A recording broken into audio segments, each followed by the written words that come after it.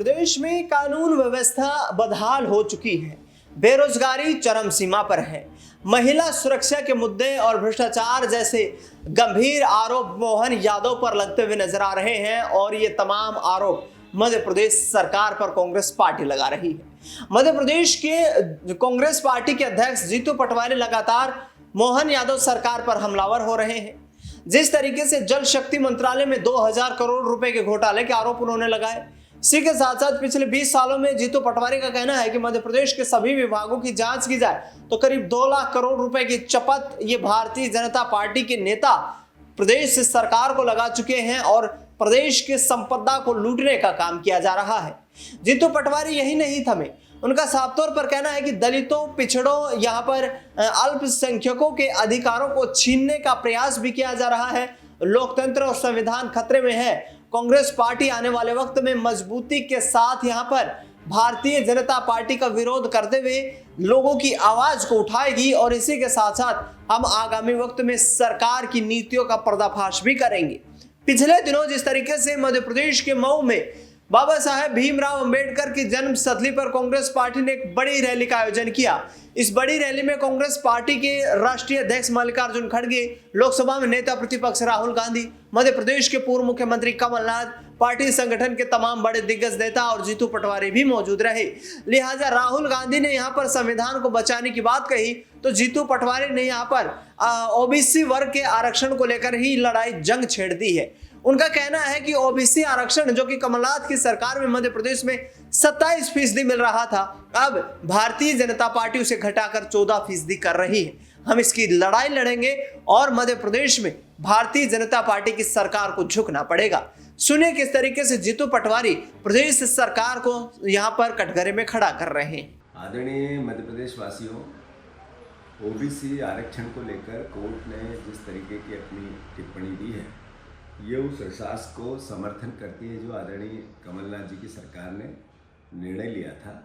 इस प्रदेश में लगभग 52% ओबीसी के परिवार के लोग हैं।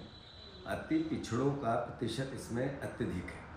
साथियों, ये देश जो मूल भावना है संविधान की, जिसमें राजनीतिक, आर्थिक और सामाजिक समानता के लिए संविधान हमें परमिट करता है, हमें अधिकार देता है, उसमें कमलनाथ जी ने, उनकी सरकार ने जो निर्णय लिया वो ऐतिहासिक था और एक बहुत साहसी कदम था।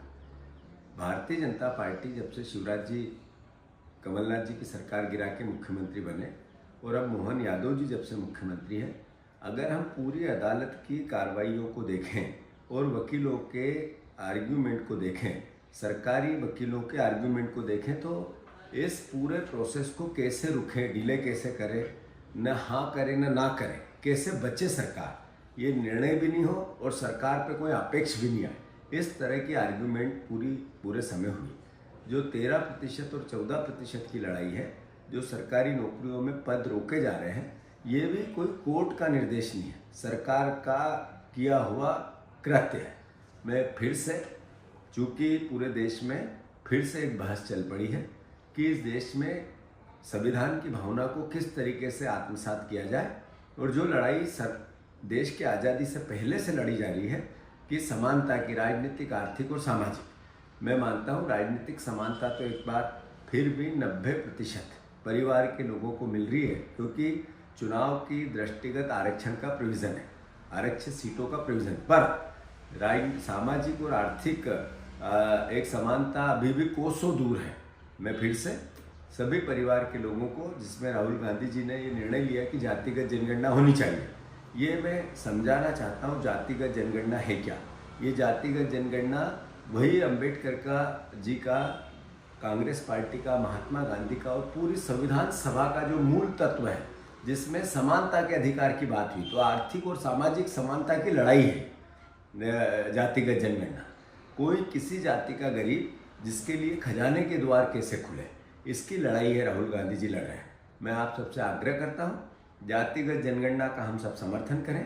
ये किसी वर्ग के खिलाफ नहीं है, ये गरीबी के खिलाफ है, और अगर उच्च वर्ग का साथी भी गरीब है तो उसको भी खजाने का लाभ मिले, ये लड़ाई है। इसमें मैं समझता हूँ कि हम सब मिलकर समर्थन करें। इसको भी रोकने का कृत्य अगर कोई कर रहा है तो नरेंद्र मोदी जी और भारतीय जनता पार्टी कर रही है। मैं मानता हूँ कांग्रेस पार्टी ने अभी महू में बाबा साहब अम्बेडकर की जन्मस्थली पर राहुल गांधी जी और खड़गे जी की उपस्थिति में पूरी कांग्रेस ने संकल्प लिया है कि हम इस साल के अंत तक पूरी पार्टी घर घर जाएगी और जातिगत जनगणना के संकल्प को पूर्ण रूप से प्रतिशत कैसे हो उसकी इसकी भरपाई, इसकी लड़ाई, इसके हक और अधिकार की बात करेगी। मैं फिर से कमलनाथ जी को धन्यवाद देता हूँ और जो ओबीसी के आरक्षण को एक तरह से परमिट कर रही है कोर्ट, जो एक तरह से समर्थन कर रही है कोर्ट माननीय न्यायालय, और जो महसूस करा रहा है कि आने वाले समय में एक नींव का पत्थर साबित होगा ओबीसी के साथियों के लिए, उस निर्णय का अगर कोई एक नायक है तो वो कमलनाथ जी है। मैं फिर से आप सबको, हम सबको इस लड़ाई के लिए कांग्रेस पार्टी को फक्र महसूस होना चाहिए और हम ये लड़ाई लड़ते रहेंगे। धन्यवाद। आप देखिए 2-3 अरबपतियों को सारे के सारे कॉन्ट्रैक्ट्स दे देते हैं। अदानी, अंबानी जैसे लोगों को हिंदुस्तान का पूरा धन पकड़ाया जा रहा है। इस संविधान में कहां लिखा है कि हिंदुस्तान का धन अदानी के हवाले कर देना चाहिए? मुझे दिखाओ कहां लिखा है इस संविधान में।